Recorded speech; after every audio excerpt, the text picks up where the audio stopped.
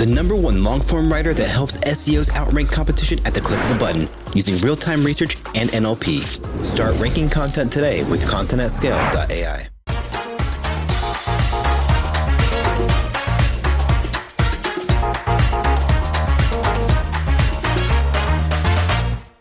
Wix Studio, one end-to-end web creation platform for your agency to deliver exceptional work with absolute efficiency.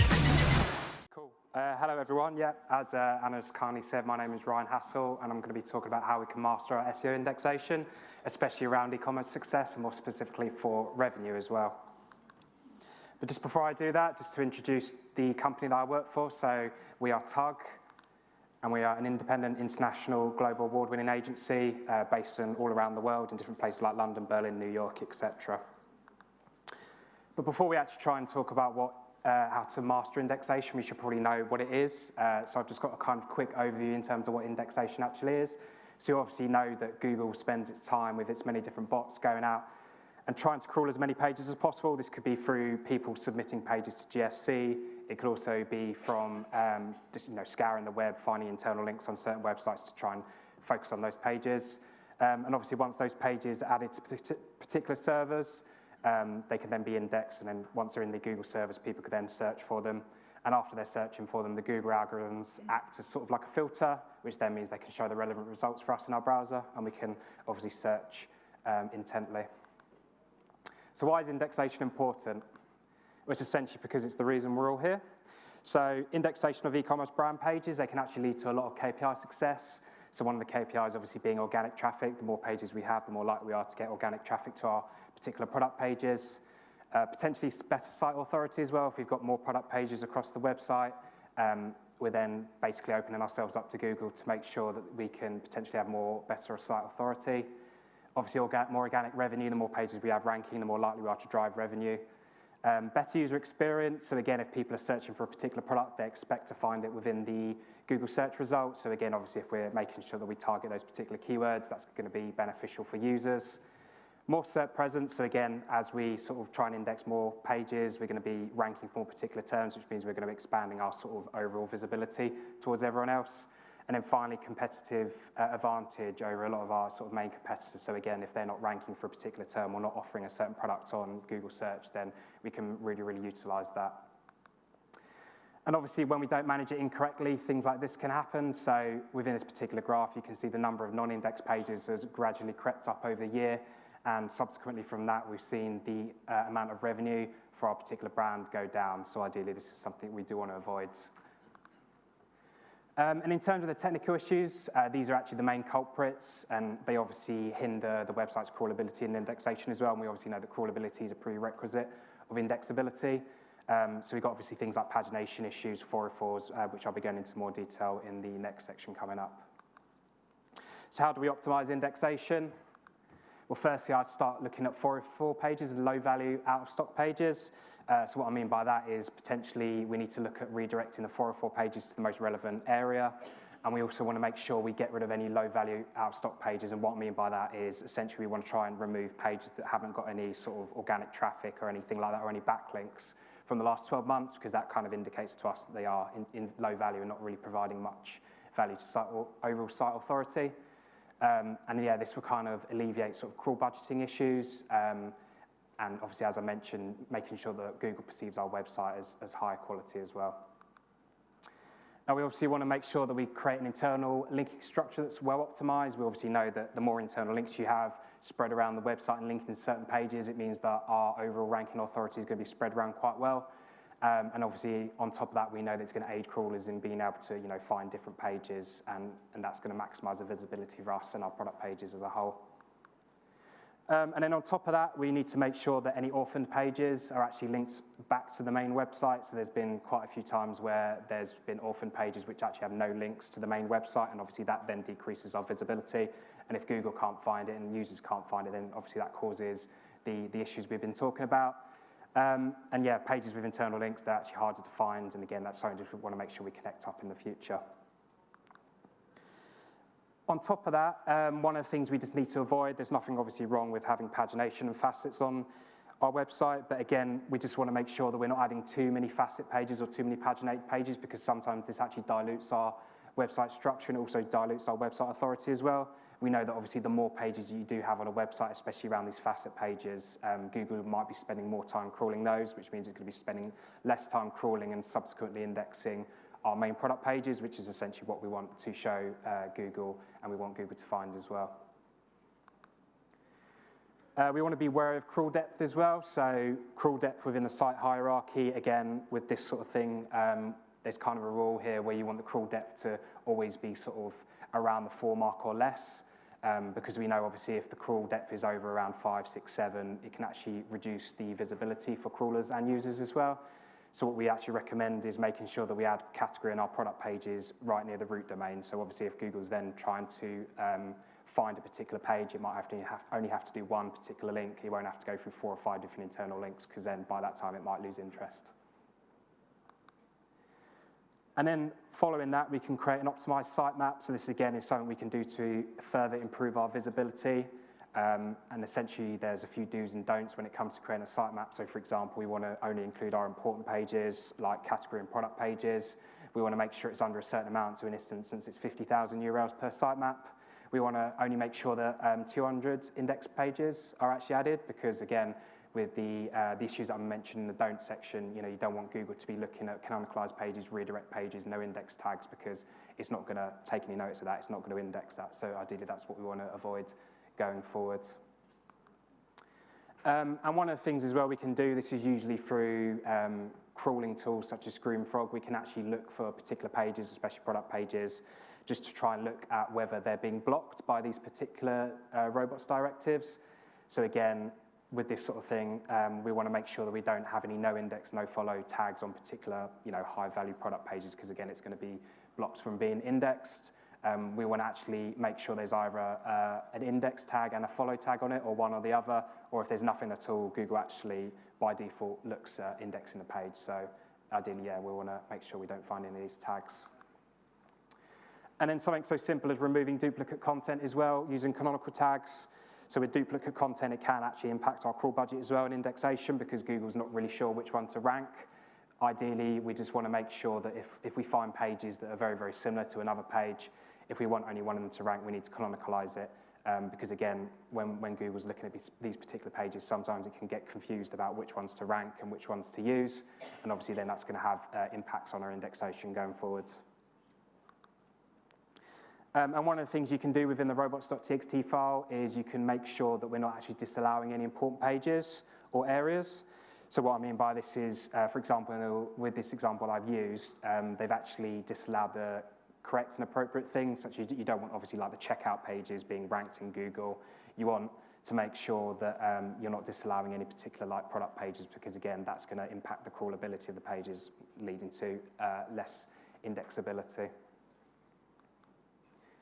And quite a simple one as well, we don't really want to use temporary redirects. We actually want to make sure we use permanent redirects.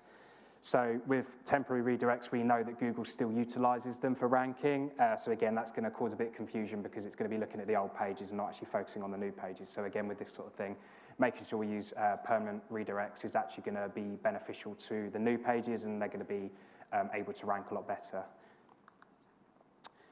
And in terms of some of the more techie stuff, so one of the things I've been looking at with a client recently is actually auto-compression features using a lot of different content delivery networks and a lot of CMSs as well. So this is quite cool stuff, really, in my opinion, because we can actually combat a lot of core web vitals, which we know can sometimes be a blocker for our indexation. We can actually combat it by auto-compressing a lot of our different features. So in this example, you've got different features being pulled from different CDNs. So for example, on the top, we have the navigation being pulled from one CDN. We've got the banner image being pulled from another CDN. And then the final product listing is being pulled from another CDN, which is obviously quite messy. But the banner image in the middle is actually the one that's being auto-compressed. So that's the one that doesn't have any site speed issues. And ideally, with these other sort of CDNs that we're using, we need to utilize those auto-compression features to make sure that they're obviously being pulled in as fast as possible. And one of the more simple things we can do to obviously improve our technicality and technical health is we can improve the amount of unused JavaScript. If you see some of if we use our ends client and compare it to our competitors, we've got a lot of our competitors actually have a lot less JavaScript file and a lot less JavaScript resources.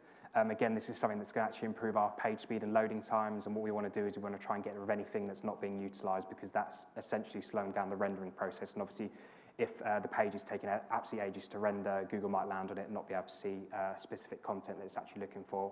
Use the links on the page to then navigate to other pages as well. And then one of the other cool things that I would definitely recommend is server-side rendering the navigation. This is for kind of maximum visibility. It obviously increases the chance of Google actually caching our pages, which then subsequently improves our page speed as well. So one of the issues we did find on one of the clients we've been working on is the fact that Googlebot Mobile, which you obviously know is one of the Google default crawlers, is struggling to access links within the menu. So one of the things we do recommend is actually server-side rendering the navigation, because that will allow the pages to be cached a lot easier. Once it's cached, then you'll be able to find it a lot easier, crawl the pages, subsequently index them on top of that as well. And we know, obviously, as I said, server-side rendering does improve our chances with this. So one of the last things is probably not one of the most prevalent technical things, but just making sure we render important page resources first. So with this particular example, one of the competitors have actually put their images or rendered their images first within the rendering waterfall that we can get from GTmetrix. So the brilliant thing about this is these will actually render first into the page, and Google and users will be able to see them first, it will be able to crawl them first, and it'll be the most visible thing on the page. But then obviously sometimes this isn't possible. So again, if, for example, there's certain JavaScript resources that do need to be loaded in quickly and first, we'd actually recommend server-side rendering to help preload these resources. So again, that helps improve the page speed stuff. And then, yeah, finally, tracking resources as well. Obviously, I'd always recommend and make sure they're loaded last, because in my opinion, they're the least important thing.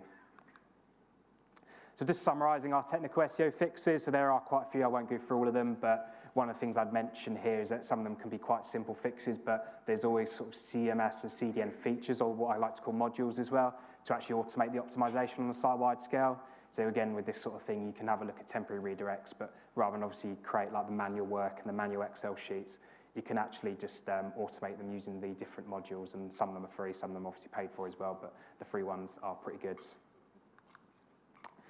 So obviously I've been speaking about how to optimize stuff, but then how do we actually check on the progress we've been making, or obviously how do we do initial checks as well? So one of the high-level things, and obviously one of the evergreen things we can use as well, is site searches. So they're a good thing to use if you want to, have a look and see whether Google was actually sort of cached and indexed a particular page. And there are obviously different ways that we can site search. But one of the more prevalent things, and one of the things I'd actually recommend doing instead, is using GSC. It's actually going to notify us a lot better around indexation through the inspection tool. So again, with these particular examples, it shows us exactly if a URL is on Google or not, and then underneath it will tell you whether there's any issues, and obviously it's beneficial for us because then we can have a look at fixing those particular issues. And then on the right-hand side, you can see whether a URL is not on Google, then obviously we know straight away what action we need to take. And then on top of that, we can also do some prerequisite checks. So again, one of the things I've noticed recently, I think this was quite cool as well, is being able to do a caching sort of check within Google. So for example, if you just Google a particular term and see if your page is ranking for that, what you can actually do is you can actually click on the 3 dots next to the particular listing. You can check on its cached version, and then on the right-hand side, it will show you how Google sees our pages. So with this particular example, again, we can see that the navigation is heavily JavaScript, and it hasn't actually been cached properly by Google because there is no navigation at the top. So again, as we mentioned before, this kind of leads to less visibility of our pages, and obviously Google can't find the pages. It's not going to be able to crawl them, not going to be able to index them on top of that as well. And then the second one, so you can also use GSC inspection tool. So this is probably one of the standard ones you can use. It's obviously quite helpful. So you can actually check whether Google, or how Google visualizes your pages. So on the left-hand side, again, you can see how Google visualizes your pages. This is good to see like what kind of links it sees, what kind of elements it sees on the page.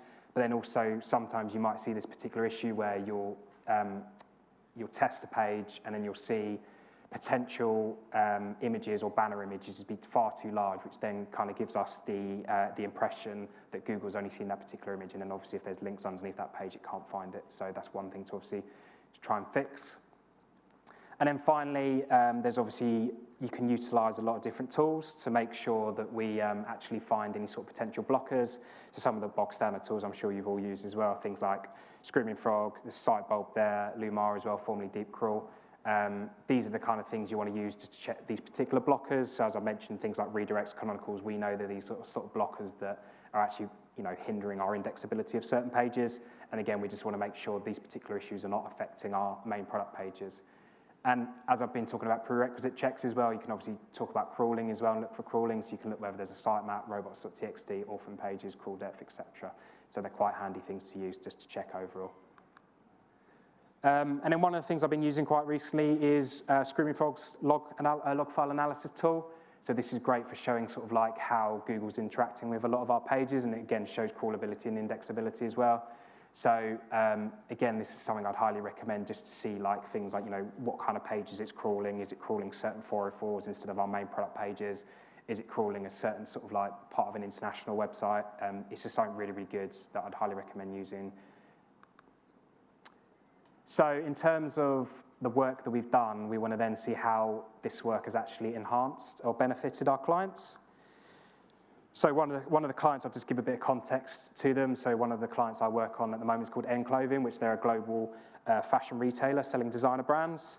And then obviously, as I've mentioned slightly before, is quite JavaScript heavy, and we know JavaScript heavy websites struggle with being crawled, and obviously the pages quite have a hard time being found. And one of the things that we did at Tug was try to identify the crawling blockers as a reason and for a lack of indexability as well. So one of the first case studies we looked at, and one of the things we fixed was looking at facet indexation. So with facet indexation, one of the small sort of things we did is we basically tried to get rid of or alleviate the issue of duplicate content just by adding the appropriate canonicals to our duplicate pages. And then over the course of a month, from the 1st of November to around the 1st of December, we saw a 64% increase in index pages, which is great.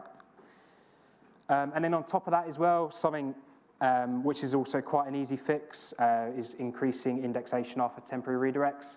So again, with this particular example, we have done other things in the past where we've increased our site speed and core web vital fixes, but then also on top of that, we've done some temporary redirect fixes as well, where we've actually redirected the non-secure version of a page to the secure version of the page, HTTP to HTTPS, and that resulted in a 28% increase in events to pages between April and May, which again, subsequently increased in our visibility and indexability as well.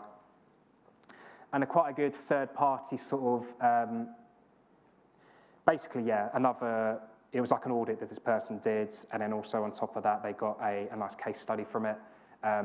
This guy went out and he obviously did these really, really simple checks. So for example, making sure that nothing was disavowed in the robots.txt file. He actually checked whether there was a sitemap or whether the sitemap needed fixes as well. He checked that the canonical tags, so again, one of the other things I mentioned before was canonical tags and the issues of duplicate content, and then finally checking whether there's any robots directed blocking us. And that resulted in a 20% increase in sessions and users, but the main thing we see here is the increase in 180% year-on-year in revenue, which is, amazing for just some simple checks. So just go to show you that you should also do the simple things as well as the most difficult things as well. So if I was going to leave you with 3 key points to remember from this presentation, it would be that the basic technical checks and fixes still yield very, very positive results. I've heard before in the past that we should always focus on like the cool things, the things that you think are going to make the most difference, the large-scale products. But actually, the most basic technical fixes, they actually still make the most impact.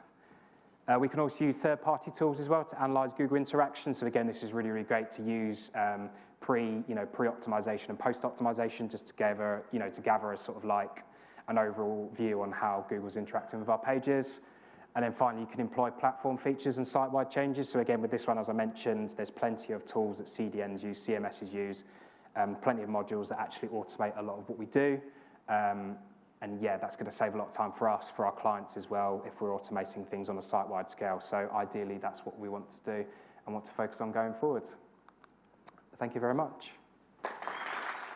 Monthly reporting making you want to shove sharp things up your nose? Try Dragon Metrics, the all-in-one SEO software with mind-blowing reporting tools.